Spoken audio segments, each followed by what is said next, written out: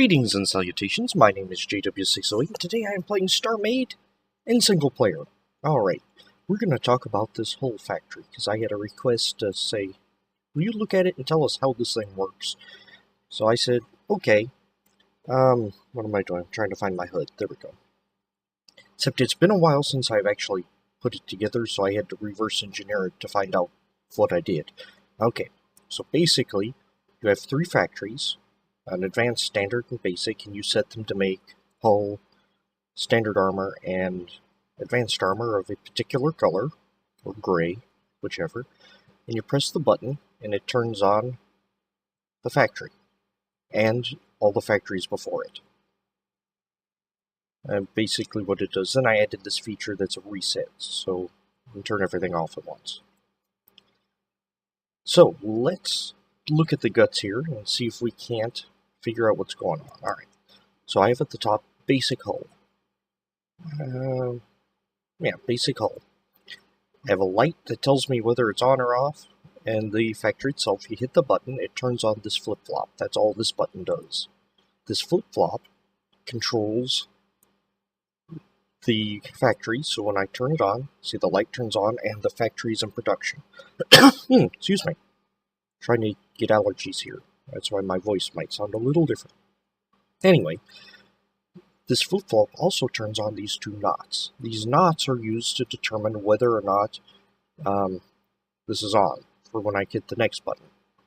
So when I hit this button, for the standard, again, it controls a flip-flop. This flip-flop controls this knot controls this and. This and checks... Oh, it also controls this button also goes to this and.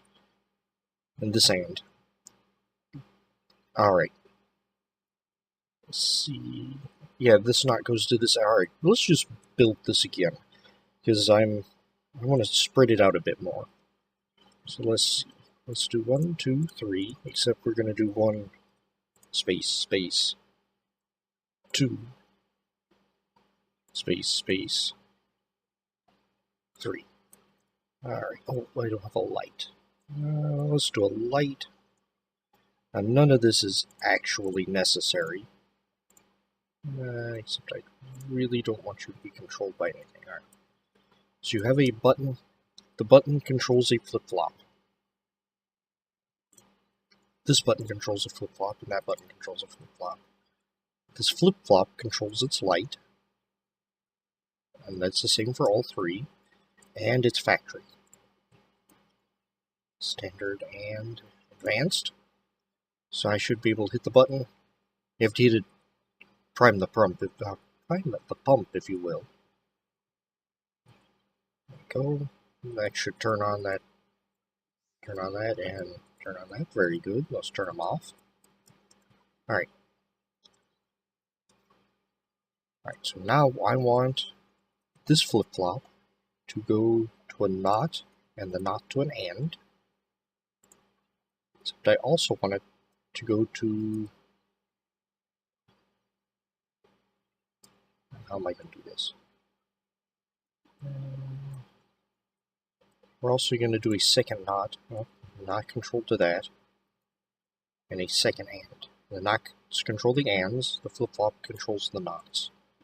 So when it's not on, these turn on. Yeah, alright. Always check this every step of the way. And since that's the only input for the and, we're good. Except we want this one, this button, to also control that and. So notice it doesn't fire unless that knot's on and this button's pressed. See? Okay. And these ands turn on these flip-flops. So when I press that button, it turns both of them on now. I have to turn it off. That's the downside. So toggling them will, like if I had this one off, if I turn this one off, it turns it back on. That's why I have the total reset button, which we'll get there. Alright. So now you have it, so when the standard's turned on, the hull's turned on as well. That's through this little circuit here that checks to say the factory is off and this next button's pressed, so I'm going to turn the factory on. That's basically what this is. So this flip-flop is not on, and this button's pressed. I will toggle the flip-flop. Yeah. Oh, I did that manually. Don't want to do that. All right, now for the next one. What are you? Advanced. Okay. We need a similar setup here. We need a NOT and an AND. Except I want the NOT to control the AND. Check it. There we go. Except we want this one to control this and we want it to get this AND that's up here as well. So, now when we press that button, it should turn on all of them, except we have to feed the AND back through the flip-flop. There we go. Turn them all off. Which is a challenge, because I'm an idiot. There we go. And there you have it. And I don't remember what this is for. Because that's kind of silly, isn't it? You should be able to take that out, and it... Oh no, that was the flip-flop, duh. I'm not exactly sure what the NOT was for in that. Huh. Alright, so that's how you have them all turn on at once. Now, I want a reset button. Just because I like to be able to reset them all without having to do a click, click, click. So we have a reset button. What I did for that is I fed a flip-flop into an AND. So let's see. Actually, we're going to say this flip-flop controls this AND. And this AND feeds back into the flip-flop. Flip-flop to AND to flip-flop. Flip-flop to AND to flip-flop. And this button goes into the ANDs. So what does that do? Well, if this signal's on, and we get a signal from this button, it fires the AND, which toggles the flip-flop back off. So that way, turn everything off at once. Alright. Okay, I'm surprised I was able to parse through that again. And you can make it nice and compact like this, like I did. Probably compact it even better, and there's probably even an easier way to figure this out. This is probably redundant. This could probably actually feed into both of these and work just fine. Yeah. There's always a way to make it better. Alright.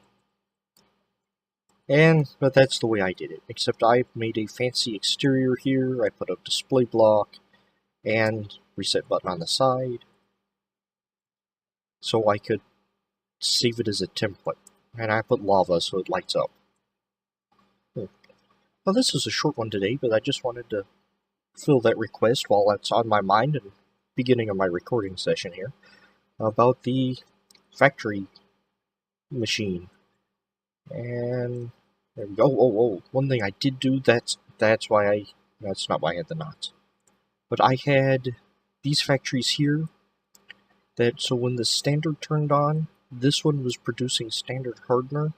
And when this one turned on, the advanced turned on, I had it making 30 keen ingots and advanced hardener.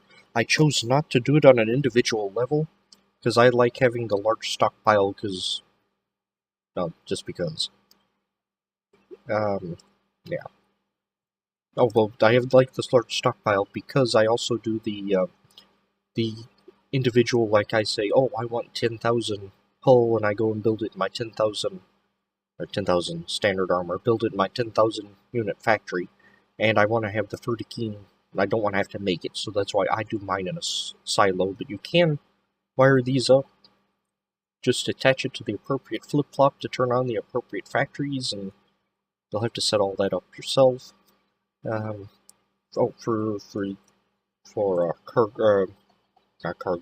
Factory enhancers.